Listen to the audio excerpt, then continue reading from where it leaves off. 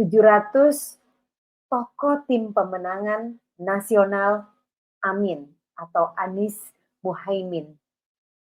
Kira-kira kalau tidak menduduki sebagai menteri, kira-kira jadi apa ya?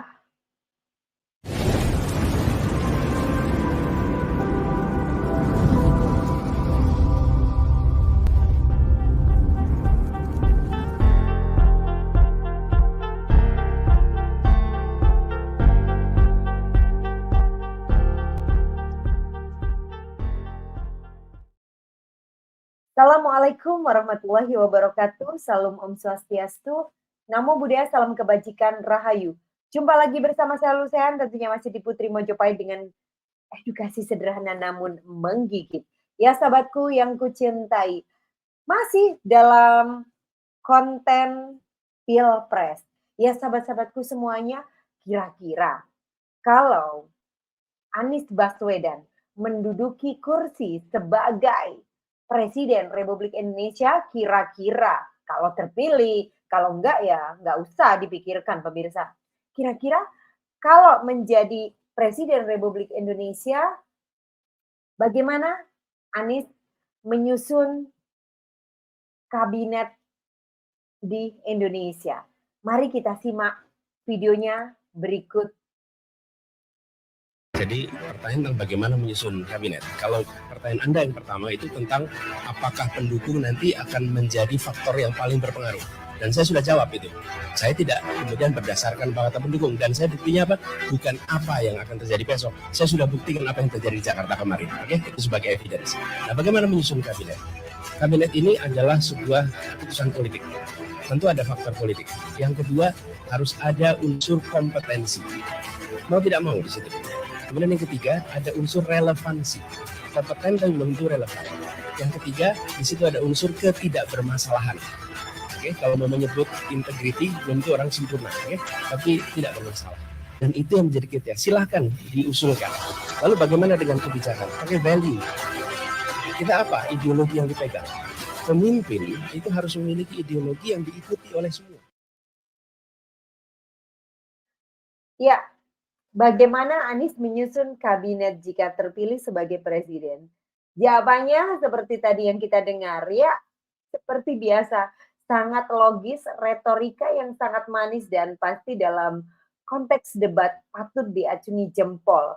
Dan beliau, apapun pertanyaannya, akan selalu merujuk kepada DKI Jakarta, di mana Anies Baswedan pernah bertugas sebagai gubernur di sana. Tapi kita tidak pernah lupa ketika sebagai gubernur, Anies Baswedan dengan dalih untuk melancarkan tugas, program dan targetnya, Anies tidak cukup mempergunakan PNS, pegawai pemerintah, SKPD yang ada. Harus ada tim gubernur untuk percepatan pembangunan atau TGUPP. Jelas itu di luar SKPD dan jumlahnya banyak sekali, sekitar 74 orang.